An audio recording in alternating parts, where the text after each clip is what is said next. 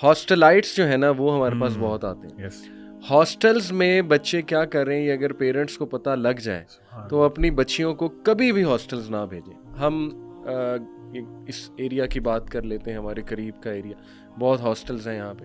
हमने खुद देखा कि किस तरह से, मतलब मैं मार्केट में अक्सर कुछ परचेज करने जाता था, मैं खुद विटनेस करता था कि एक लड़का आया गाड़ी में और एक लड़की आई है, उसको बिठाया और ले गया। और वो ऑब्वियस सी बात है कि वो डेट है, ठीक है, ऑब्वियस सी बात है कि वो एक हराम काम के लिए, अल्लाह माफ़ करे, जा रहे हैं, तो वो निकलना चाहते हैं। ऐसी बात नहीं है कि सारे ही जान के ये कर रहे हैं, बस वो trap, they are somehow trap.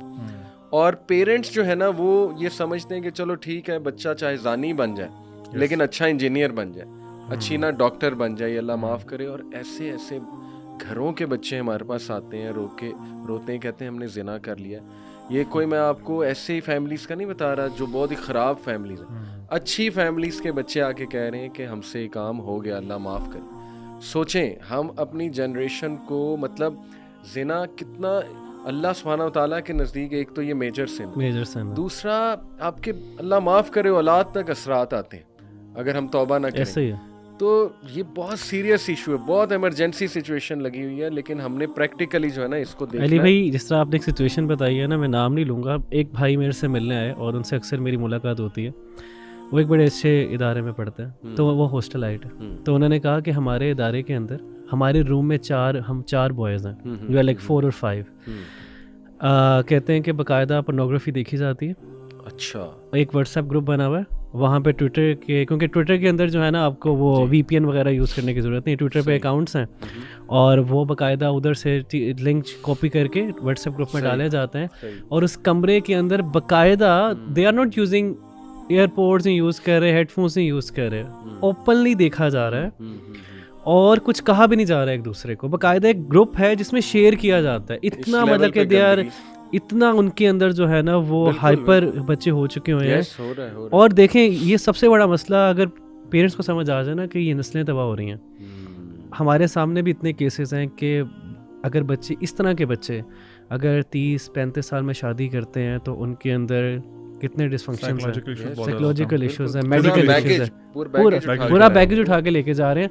और फिर यही बच्चे इतने इनसिक्योर होते हैं कि ये फिर बाद में कहते हैं कि हमने शादी क्यों की है। पहले शादी करना चाहते हैं लेकिन इस सिचुएशन के गुजरने के बाद जब उनको वो वाले मसले मसाइल आते हैं तो बंदा डिप्रेशन में चला जाता है। बिल्कुल ऐसे ही, बिल्कुल।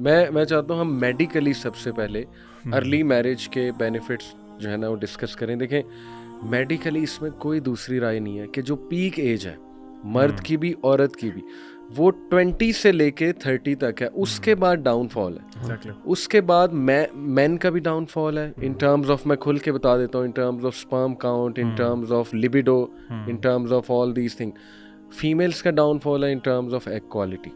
तो देखिए, जब मेडिकल साइंस इस तरफ पॉइंट कर रही है कि, और आज अल्लाह माफ़ करे, इनफर्टिलिटी कितनी बढ़ चुकी है, बेऔलादी कितनी बढ़ चुकी है, स्पेशली उस तबके में जो फीमेल्स कैरियर को फॉलो करते करते उनकी उम्रें 30 साल, 32 साल, 35 साल हो गई और उनकी लेट मैरिज हुई है और फिर उनको ये बहुत से मसाइल जो है ना वो आते हैं। तो it's real, this problem is real medically. और आपके जहन में, आप भाइयों के जहन में क्या आता है कि मेडिकली इसके क्या बेनिफिट्स हैं, साइकोलॉजिकली भी even, what do you think? देखें, आई डू फील कि फीमेल्स के लिए स्पेशली उनकी मेंटल हेल्थ जो है ना बहुत ख़राब हो जाती है, क्योंकि obviously there is a research कि अगर उस एक टाइम फ्रेम के अंदर जो है, अगर मेल और फीमेल जो हैं उस चीज़ को नहीं पाते, उस चीज़ को, तो उनके अंदर साइकोलॉजिकल डिस्ट्रेस आना शुरू हो जाता है, हाइपर टेंशन आना शुरू हो जाती है, डिप्रेशन तो आम हो जाता है।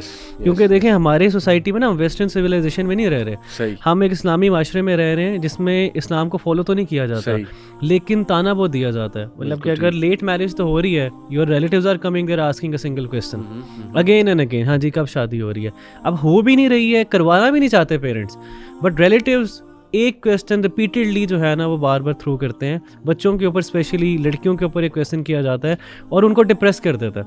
और कुछ मैंने बाइपोलर डिसऑर्डर तो इतने ज़्यादा हैं इसके अंदर, लड़कियों के अंदर, लड़कों के अंदर, क्योंकि देखें ना वो कब तक ये सुनेंगे।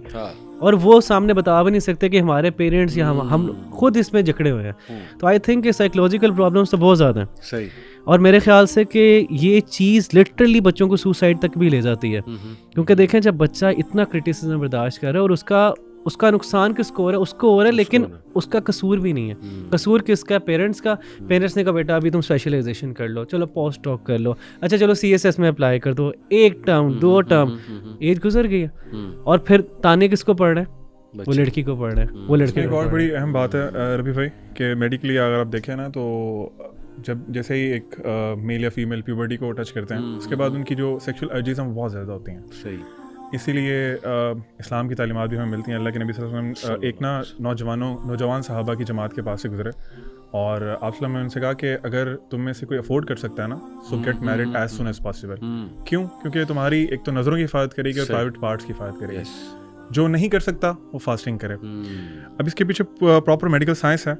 आप देख लें कि जिन लोगों की शादियां लेट होती हैं बोथ जेंडर्स में, वो नॉर्मली जब गलत चीज़ों में पढ़ते हैं, pornography and it comes with masturbation which is totally हराम। इसमें कोई वो शक वाली बात ही नहीं है। बिल्कुल बिल्कुल। उससे आपकी फिजिकल हेल्थ जो है वो डिग्रेड होना शुरू होती है। सही। आपकी जो एनर्जी लेवल्स हैं वो डाउन होते हैं और आप फिर इमोशनली भी, जिस तरह अभी भाई ने बताया, वो ब्रेक डाउन होता है आपका। सही है। अगेन अगर हम when coming to the physical problems, तो उसमें बहुत सी डिजीज़ होती हैं, मेल को भी और फीमेल्स को भी, सही, जो कि सेक्सुअल डिजीज़ होती हैं और उसकी वजह से आपकी फर्टिलिटी इफेक्ट होती है आगे।